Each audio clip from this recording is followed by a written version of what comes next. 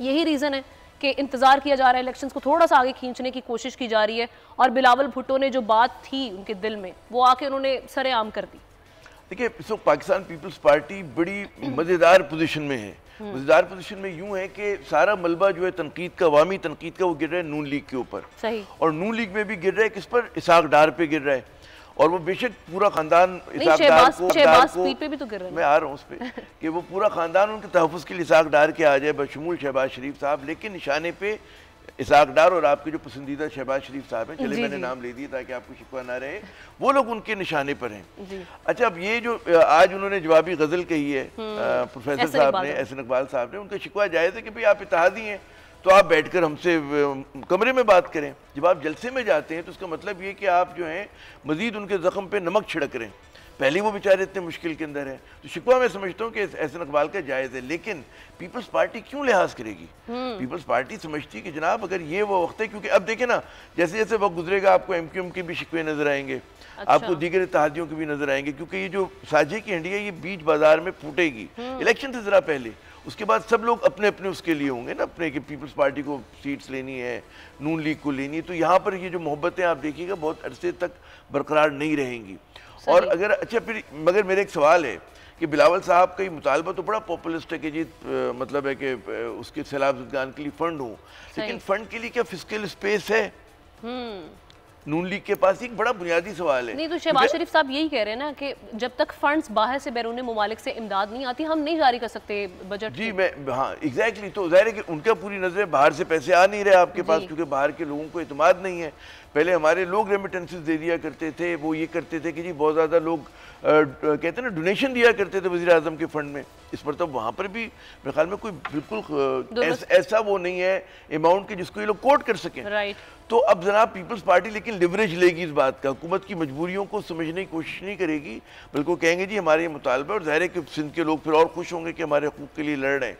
सूरत हाल ये लगाई साहब बहुत ही वो है। और मैं एक और अगर आप बात करने की इजाज़त दें कि इस मुल्क का जो एक कहते हैं ना माशी कमज़ोरी की सबसे जो बड़ी वजह है, मैं मैशत पर अगर आ जाऊँ, अगर आप कहें जान के मान पाऊँ, तो उसकी सबसे बड़ी वजह जो है ना कि हमारी सियासत में इतनी खुदगर्जी है, हमारी सियासत में इतना अदम इस्तेकाम है कि आपकी मैशत ठीक हो ही नहीं सकती। दो फिगर्स आप देख लें अभी जो आए ना कि पहले 11 महीने में इस साल की जो जारी फाइनेंशियल ईयर है उसमें आपकी एक्सपोर्ट्स 12% गिरी हैं और आपके रेमिटेंसेस 12.8%।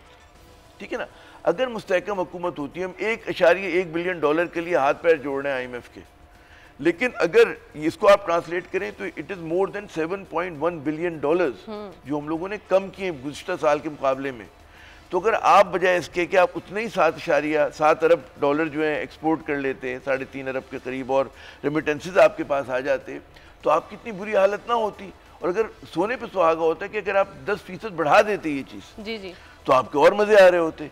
तो जनाब क्योंकि हमारी हुक्मरान इस हुकूमत ने इस पर कॉन्सेंट्रेट ही नहीं किया, उन्होंने मतलब कहा जी पूरा जोर है IMF के ऊपर, उन्होंने ये नहीं कहा मैं एक्सपोर्ट बढ़ानी है, उन्होंने ये नहीं कहा रेमिटेंसेस। इसहाक डार ने ब्लैक मनी की पूरी एक मार्केट क्रिएट कर दी कि डॉलर जो है आपको जब इतना फर्क आ गया डॉलर की एक लीगल मार्केट के अंदर ओपन मार्केट में और इंटर बैंक में और ब्लैक मार्केट में, लोग भेज ही नहीं रहे। तो क्योंकि नहीं भेज रहे उसकी वजह से लगाई साहब बड़ी मुश्किल में है। और ये बिलावल साहब कितने शिकवा करें, लेकिन जी अब ट्रेड नहीं करते हैं, अब ट्रेड करते नहीं हैं, आपकी ट्रेड होगी भी नहीं, आपके टारगेट भी नहीं है, आप पड़ोसियों के साथ तो बात करने को तैयार नहीं है भाई। मैं हमेशा इस बात का वकील रहा हूँ कि आपके जो बेसिक इश्यूज हैं, कश्मीर है, वाटर है, इनके ऊपर कोई कंप्रोमाइज़ ना करें। फिर हम उस तरफ ट्रेड भी नहीं कर रहे हैं, और इतनी बड़ी मार्केट को हमने भी छोड़ रखा है और उसने भी, जाहिर है वो भी नहीं, हमारे साथ कोई ट्रेड तो कर नहीं रहा है। अच्छा नॉन कन्वेंशनल, मैं अर्ज कर रहा हूं, एक जुमला बस, ये जो आपके 12% कम हुई है ना ट्रेड, वो पिछले साल भी भारत से तो ट्रेड नहीं कर रहे थे आप माइनस भारत क्यों नहीं हम लोग सोचते? हमने क्यों अपने भारत हमारी तरक्की का रास्ता भारत से नहीं जाता? मैं ये अर्ज करता हूँ कि हमारी जो बायलैटरल ट्रेड है हमारे मगरब में ईरान है, ईरान के साथ भी 1 अरब डॉलर की भी ट्रेड नहीं है। और यहाँ मशरिक में हमारे जो बड़ी सरहदें जो मिलती हैं हमारे साथ, वो इंडिया के साथ भी 1 बिलियन डॉलर की ट्रेड भी नहीं करते, बल्कि 500 मिलियन डॉलर की ट्रेड भी नहीं करते ही नहीं है ट्रेड।